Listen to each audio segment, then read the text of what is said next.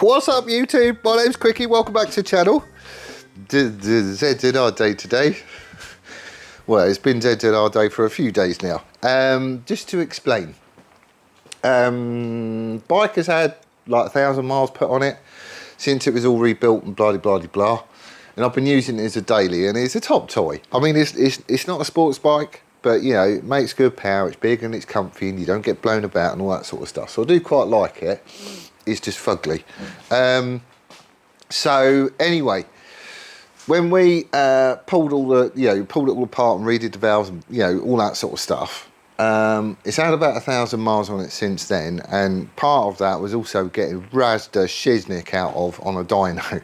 We probably did about 10 runs, just when we was looking into carb, what was going on with the carbs and all that sort of stuff. So he did have a proper spanking, and ever since that day it's been a little bit tickety and a little bit chainy. And I wasn't happy with that. That's a noise that I don't want to hear. So, unbeknownst to you, I've been mucking about in the background. The trouble is be daily. So, you bring it in here, you pull stuff off, do something, check something, look at something, and you've got to put it all back on again so you can go to your work. And then you come in the next day, you've got to do the whole thing again. So it is a massive pain. I can't have it off the road, basically, but I'm having to, just for this bit. So I've had all the lid off it, and the valve gaps, the valve clearances, they've changed. And they need re-shimming, which is what all this lot here is for. I've got like a bag of shims in there, which I can reuse some of those, but I've also had to order some others because I didn't have them in the right sizes. So that's all good. What else did I do? Also did the cam chain tensioner. I've had that out, put another gasket on it and put it and adjust it. So it's one of them self-adjusting, it pops out when you wind the bolt in type jobbies. But I've done that as well, just because it sounded a little bit chainy. And I've also got a tension tamer coming, which ain't here yet. That's taking ages. So when that gets here, because everyone was going on about them, so I'm probably going to do a video just on them at some point, just so you can see what it is. Really? Mr. Man and his rounds. Again. So that's what we do. The other thing I'm also doing is I'm going to be sanding down all this nasty on the front of the tank, and I'll also sand down the other fairing as well, because this one's all cracked and I just don't like it. It's doing me head in. So we'll get all that lot done so it's all ready for paint too. So that's what I'm doing today, and then tomorrow I'm on ASBO. I'm definitely doing ASBO tomorrow. He says. Right, let's get on with it. Right, there is definitely some bits about this bike that I just don't like. And I know I don't like them because they tease me off every time I have to come across them. It's just a stupid design in so many ways. Yeah, I did him. Like, to get the tank off, for example, you have to be able to go in there on either side to get to two bolts that are secured onto the top of the shock mount strap. I'll show you where it is on the tank. Anyway, to get to those, you've got to take the seat off. And then you've got to take the side panels off just to get the tank off. Then you can't get to this cover because he's behind the fairing, so that's got to come off as well.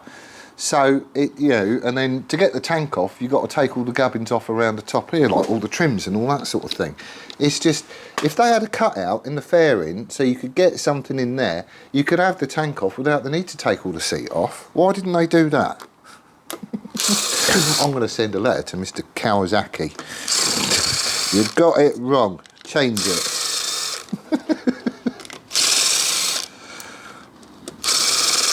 Right, let's have this off. Ooh. Oh, I'm going to need to put something under there, aren't I?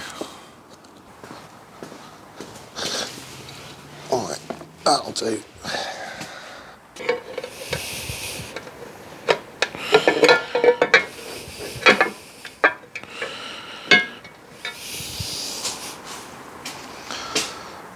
Right, I lost my bit of paper because I've measured all this lot before, and I have switched a few around just to try and get it a little bit closer whilst waiting for this lot to turn up. And I did have it all written down as to what size needs to go into which one, and you know, I can't find it. I don't know what I've done with it. Right, bit of paper, that'll do. Right, so I'm not doing this as a how-to. I'm never going to do that. You want to know how to do it, get a manual and have a look. Easiest way to do it. Essentially all we're doing is rotating the crank to get it into a position where essentially the valve is shut and the lobe is facing up. There is a description in there. You can set it on its timing mark, so cylinder 1 is on its compression stroke and blah blah blah, and then you can check various valve clearances. But essentially you just want the lobe up, so the valve is fully closed, and then with a feeler gauge you get in there and see what the gap is.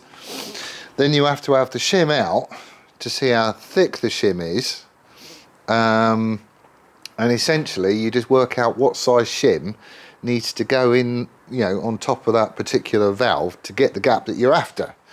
I can't remember what the gap I'm after is. Is it 0.13 to 0.19 on inlet or something? Where is it? I should write all this down. Right. In 0.13 to 0.19, exhaust 0.18 to 0.24. Okay, micrometers.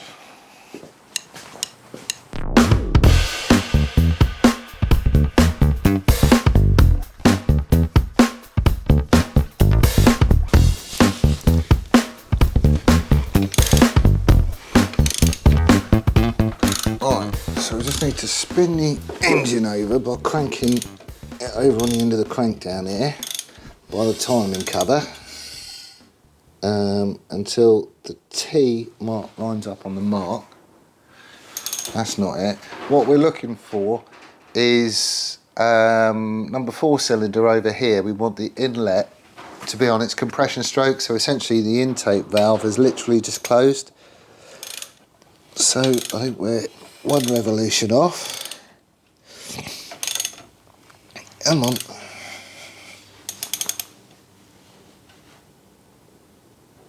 Right, so he is on his mark. Yeah, the lobe is just coming up, so this valve is just closed on cylinder number 4. So with the engine in that position,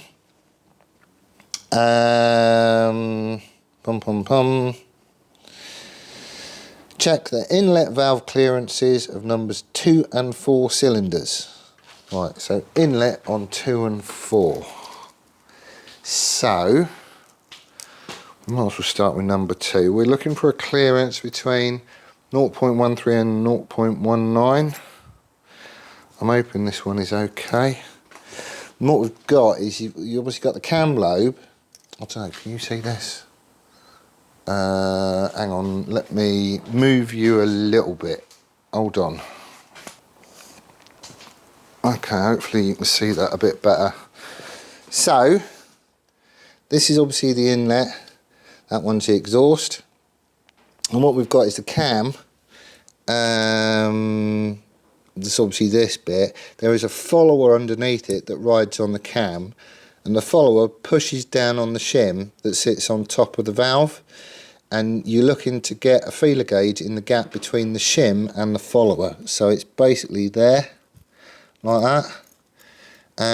We're looking for clearances of 0.13 and 0.19. So what's that? 0.13. 0.15. He goes in, but it's starting to drag. 0.18. He doesn't go in, so that one's fine. So let's check the other side. Actually, I'll write that down. I'm calling that 0.17. So cylinder 2 intake is 0.17, we'll say. 0.16, 0.17, something like that.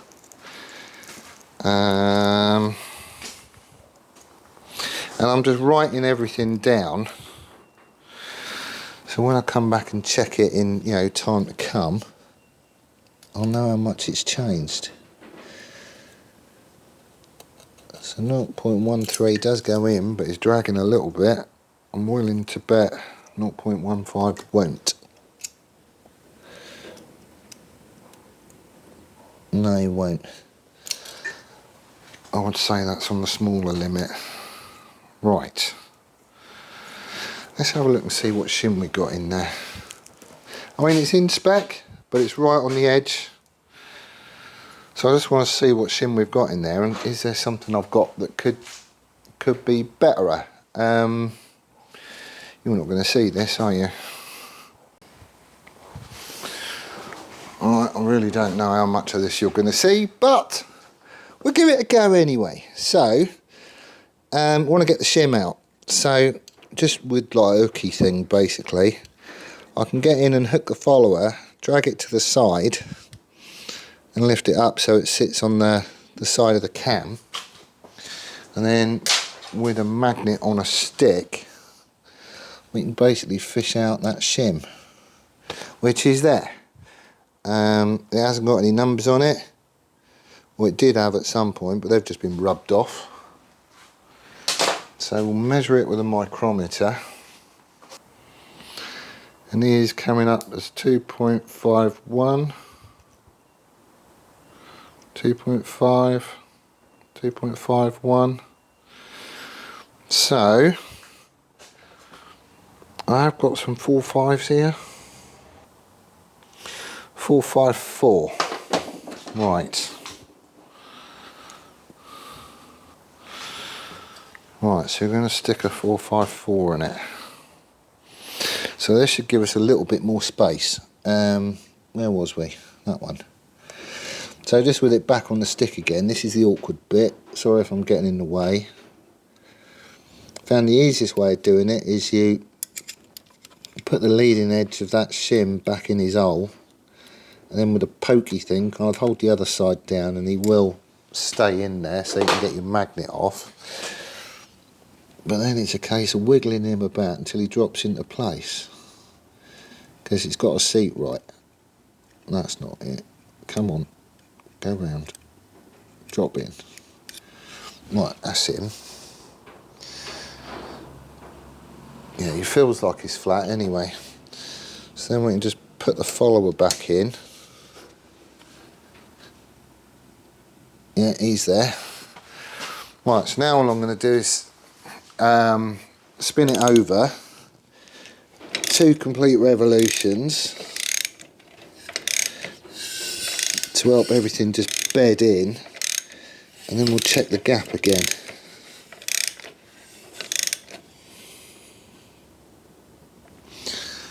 That's where he was. Lobes is up. So let's have a go at checking the gap. I know it's going to shrink up, but he is at the top of the limit. It would be nice if he was smack in the middle. 2.0. He's definitely not going in. So it is at the top of the limit, but it will shrink up.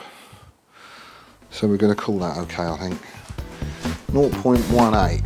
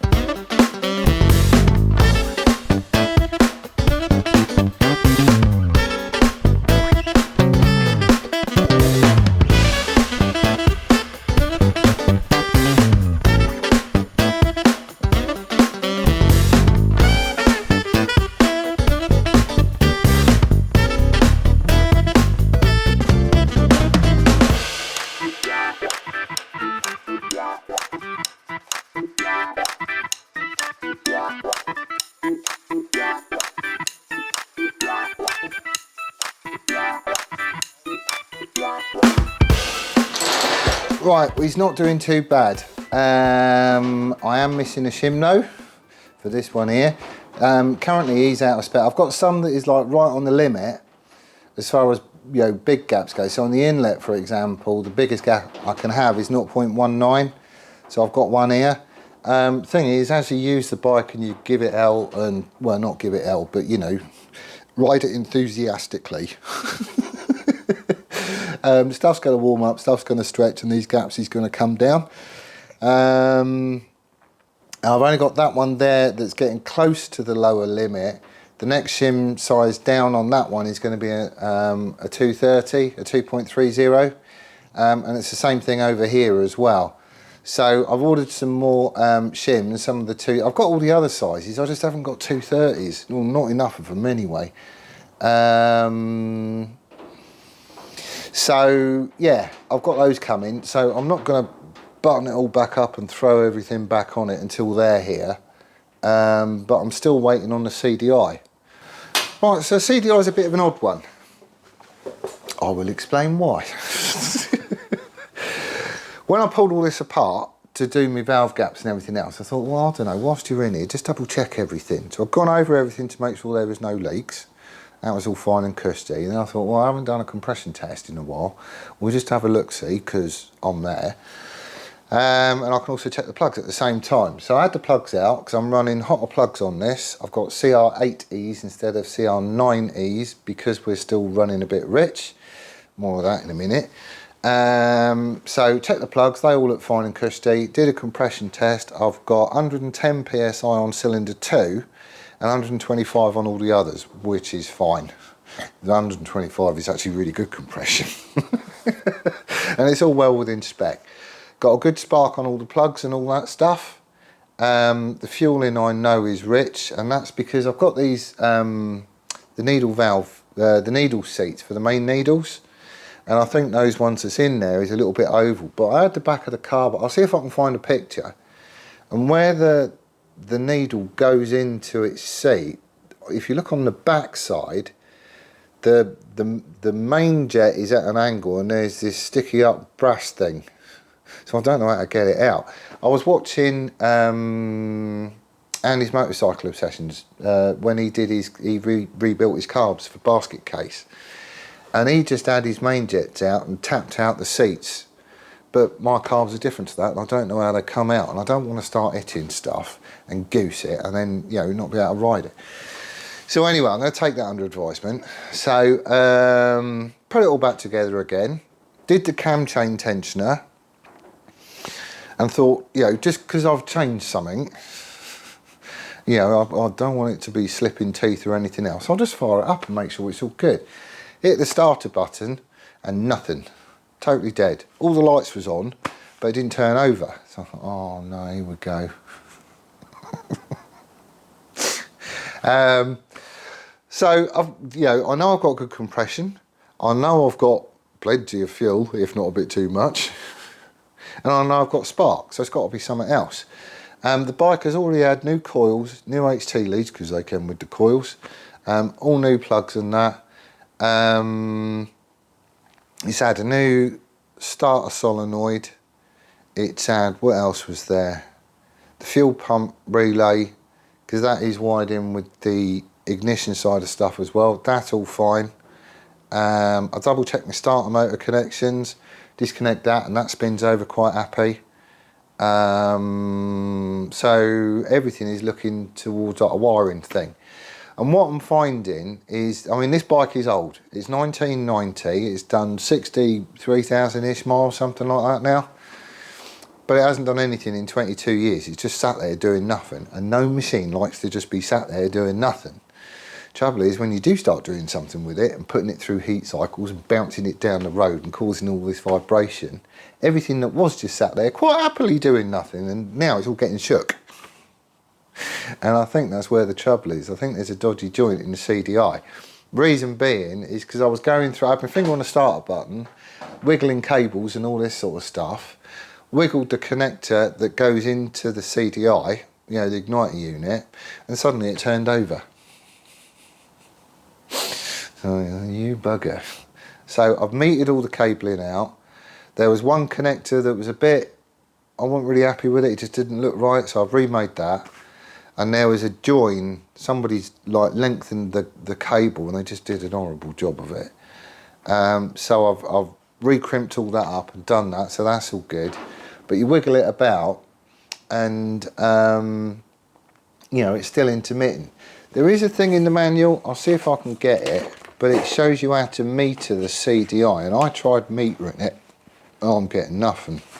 I mean, like, I'm like properly getting nothing. So just because it's not metering out properly, where is it? Just because it's not metering out properly, I'm not happy with it, so it's getting changed. I've got another one coming. It's on its way already. It's coming from the Netherlands, so that should be here next week. But I mean, it's no biggie. I've got to wait for these shims anyway, so I'm just going to put this lid back on, leave it alone. When the CDI and shims turn up, I can finish all that lot, button it back up again. I would have had a chat with Crispy in the meanwhile to see how I get these seats out, and hopefully have gotten that done as well. Plug it all back together again and we should be good. So the only trouble is that it's now currently sitting off road until all that stuff comes, which means I'm begging Sam for the car again, or getting taxis or buses. Right, something else, I thought of this when I was doing it and I should have done it. If you are doing this, what I wanted to, I'm going to keep a record of this, just because when I next go in and just check it, you know, stick a few thousand miles on it or whatever, and then I'm going to be checking valve tolerance, you know, valve gaps and all that stuff again. What I should have done is write down what shim is on what valve. I didn't. I just wrote down what the gap is. Well, at least I'll be able to see when it changes, and then as I take it out to put another shim in it, I can jot down what the shim is. But it would be nice to know what it was all at the minute. But there you go. Hindsight's a wonderful thing, isn't it? Right, what am I doing now? Clearing up, have a brew, and then I'll start sanding.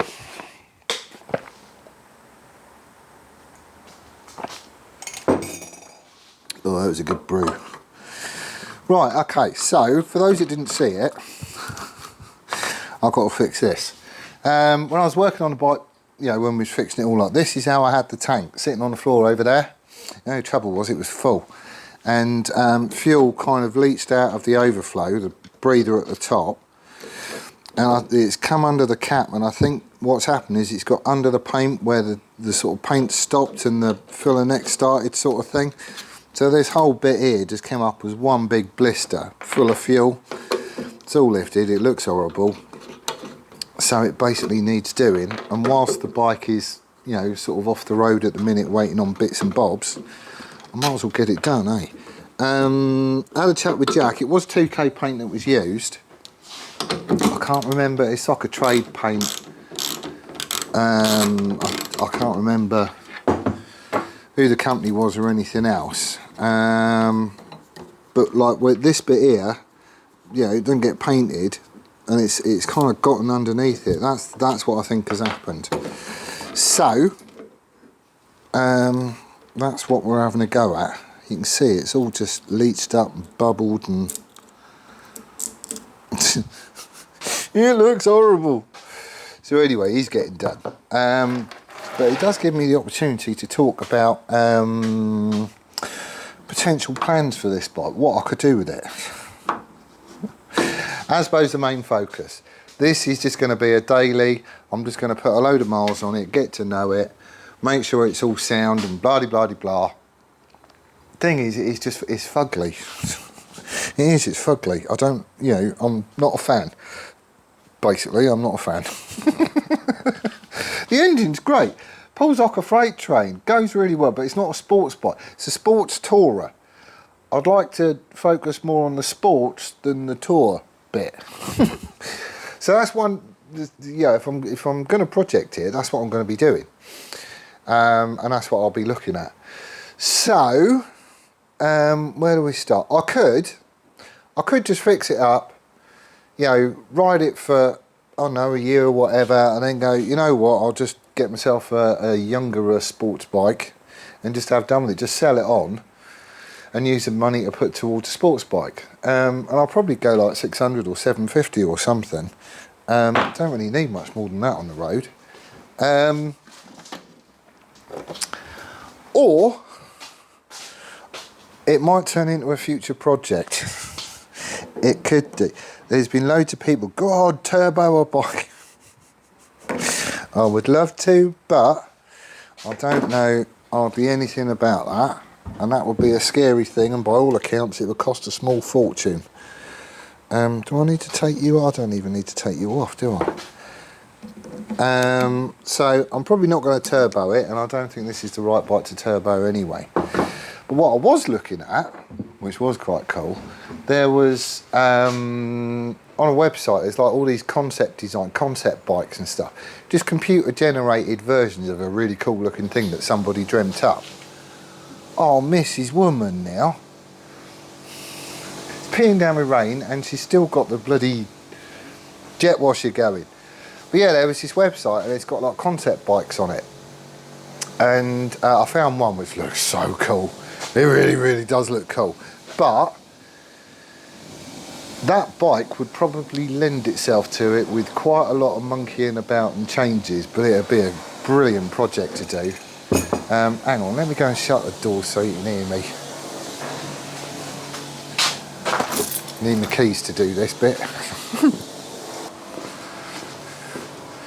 You can probably still hear her going at it, but there's not a lot I could do about that.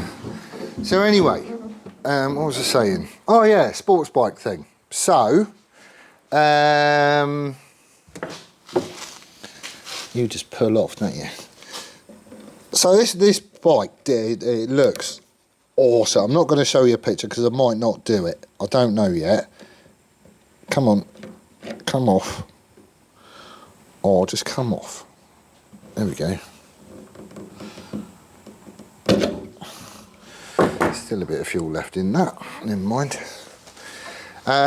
It did look really, really cool. Thing is that you are just going to pee out, aren't you? Yo! Where's me pot?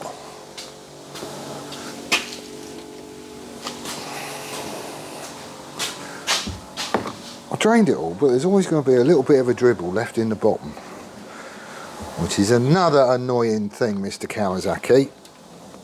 Is there anything? Yes, there we go. Right. Disposed of in an environmentally friendly way. I bet it's still going to pee out, isn't it? No. What was I saying? Oh yeah, the concept thing. So anyway, ZZR is a good little bike. It is a really good one, and there aren't that many of them about anymore. So there is a very good argument that says, oh, you should keep it as a ZZR. Well, okay, fine. Yeah, all right. However, to me, it's a bit, well, one, it is fugly. It's like, you know, back in the 1990s, or the start of them at least, this was probably cutting edge looks. But now it's a bit like a fat girl in a skimpy frock, isn't it? It's like, do you know what I mean? It's not, it don't really do much for me. And there's quite a few things that I don't like about it. So, like, just to get the tank off, you've got to have all the seat off, and then you've got to have all the seat panels off either side, just so you can get to two stupid bolts at the back of the tank, like I said. That's annoying. I don't like that front mud guard, because it comes down too far down the side to the wheel. So you either end up jacking the front of it properly high, or you've got to have it on the bench and take the panel out the bottom. And it's a lot of goofing about. You can't just drop the wheel out, you know, nice and simply and easily like you can do on something like this. I don't like the built-in indicators. They're annoying. I don't like the way the fairing sticks out of the front. I don't mind the offset intake on the front. That's a little bit quirky. I do quite like that actually. But it's just, you know, it's fugly. She's giving it hell out there today. Can you hear her?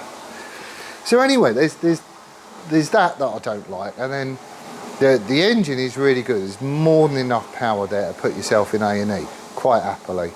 It pulls well, it makes good power early on, it's nice and pretty. It could do with a quick action throttle really. But the engine's great and it sounds mint. It does, you put it on full noise and it really does sound quite good.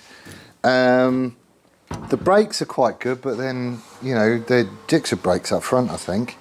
Because we ended up sticking something else on it. So that's all fine as far as braking go. Don't really care about the back one because I never use it. But the front, they'll stop it quite happily. Another bit that I don't like is just the handling. It is quite a big, heavy bus. And you know it's quite a big, heavy bus. Especially once you start getting a bit enthusiastic in the corners and whatnot. It's not sports suspension, and you know, there is bugger all adjustability to it. These was a pain last time.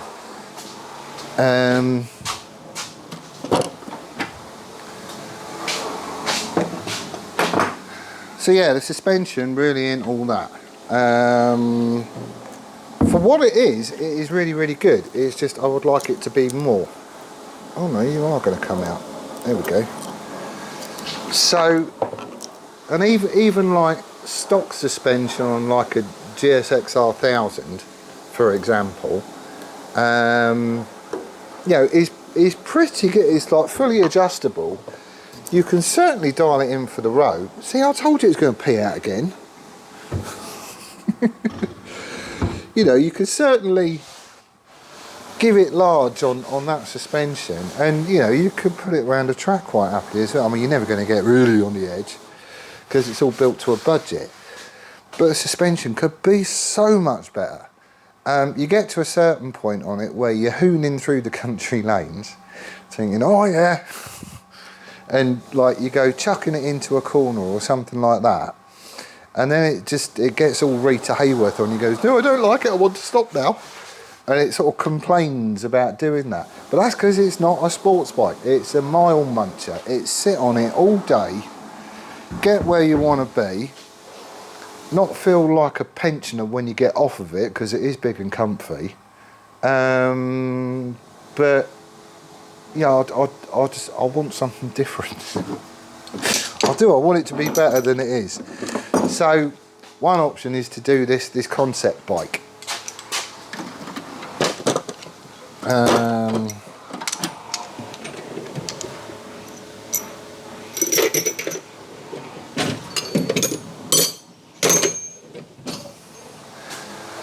Right, so these done.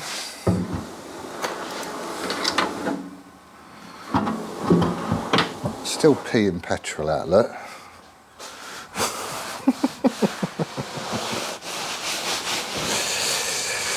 Oh, where's that fairing? Let's put these back first. Alright, one fairing, complete with tape. Yeah, so this, I've never seen one. I've never seen one built like it. And if I was to do it, oh come on, just tear. If I was to do it,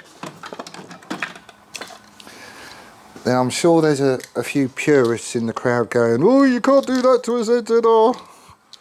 There's only 28 of them left. Well, I can, and I might. But I do have options there as well. So, yeah, I could do that. It's if I was to do it though, there is a lot I would need to learn. Like I would need to. It would involve making an aluminium fuel cell instead, you know, for the tank, but you wouldn't actually see it because it would all be under essentially like a shroud, you know, fiberglass basically. It is quite trick. I do like it, but I think I like it just because it's seamless and stuff. It's not, you know, no fixings and all that sort of stuff is on show. However, to do that, obviously it's going to be fed, it's going to have a tank sort of cover to it and all that sort of stuff. So I would need to learn how to do fiberglassing properly, like how to make a buck and then how to get a mould from that buck. Some of it would need to be a split mould as well, I think. and I've not done. You know, I've like patched up panels with fiberglass, and I think I fixed a canoe one time. But that's something I would need to learn to do. It would need to be done well for the bike to actually look as it should. So that's a bit of a scary prospect, it has to be said. I like it because I could reuse all that frame and the swing arm, not the seat unit, because that's too low. This one you perched up on it a little bit more, and it's a single seat and all that sort of stuff. It would mean swapping out suspension front and rear, so I would probably go, you know, like Lita sports bike route, but something modern day that's adjustable. So I don't know, maybe a Gixxer 1000 would do, or an R1 or Fireblade, or you know, RSVR or something like that. It all depends on geometry and shock lengths and all that sort of stuff. I'd need to find the right candidate of something that weighs similar, that I could transplant stuff to. Could happily make my own yokes and that. I've done it for Asbo, blah blah blah blah. Quite happily make my own exhaust, because the exhaust did look very funky. But I quite like the idea of using the front end of that frame. One, because it's alley, and I wouldn't mind it being a split frame in this case, because it's all going to be covered up with fairings. You wouldn't even see it. So, you know, that'll be alright. And it's certainly quick enough and powerful enough. So I could go that route. I could chop him up, something silly. You know, we'd do the M unit thing and funky lights and all that sort of stuff and really make it look the part. And if I did it, I would probably keep it, I think, just because it would be an absolutely one-off, and it would be a sports bike that makes good power on an engine that I know really well, because I've had it in bits so many times. And we could go that route. The other route is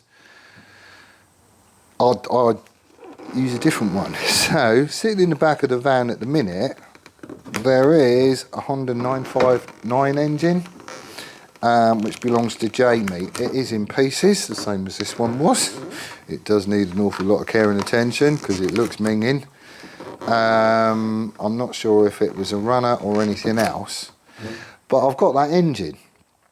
The other thing in a box over there that somebody sent me in, going, oh, I've got a new project for you, is the headstock tube off a Bandit, like that. That's all it is. And it's got a V5 with it. So, you know, slightly modified Bandit. I could use the S-Rad, once I turned him into a race bike, to set the jig up so I've got proper sports. I mean, you know, it's a proper sports bike, short wheelbase and all sorts of stuff. But you know, they were built as a race bike, weren't they? So I could use the S-Rad once I've tested everything and I'm happy with it and got the geometry I want. I could set my jig up to mimic it, and then I could use that headstock tube to build a whole new frame, which is basically a Bandit, as far as DVLA and all that lot is concerned. And then I could fix up that 959 engine, which apparently is just a brilliant engine.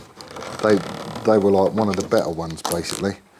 And I could shoehorn that into it, and then I could just fabricate all the rest of it.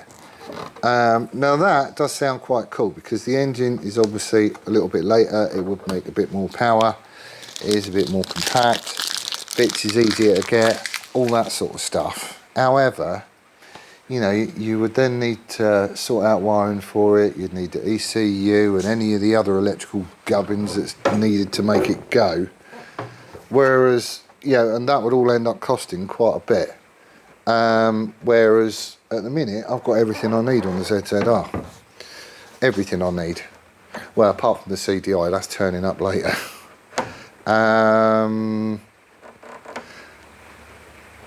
And then it also means that I could just use the headstock tube for like a later project and build a frame based on the S-Rad geometry and stick a Bandit motor in, like a 1200 or something like that. So I don't know, I do have choices. And I'm not very good at making decisions. Oh, come on, just come off. You're going to be a pain, aren't you? So that's what we could be doing. So, I want to get rid of fugly, basically. And I want more sports than I want tour. So I think it's coming at some point, but it ain't going to be for ages because I've got, you know, Asbo and the S-Rad to do. So here and now, I'm just going to be riding the thing, putting up with the sloppy suspension and stuff. Because to be fair, I'm just using it as a commuter scoot, really. And I ain't got to decide anything yet, but that's probably what I'm going to do. I reckon it would just make sense and could be a lot of fun.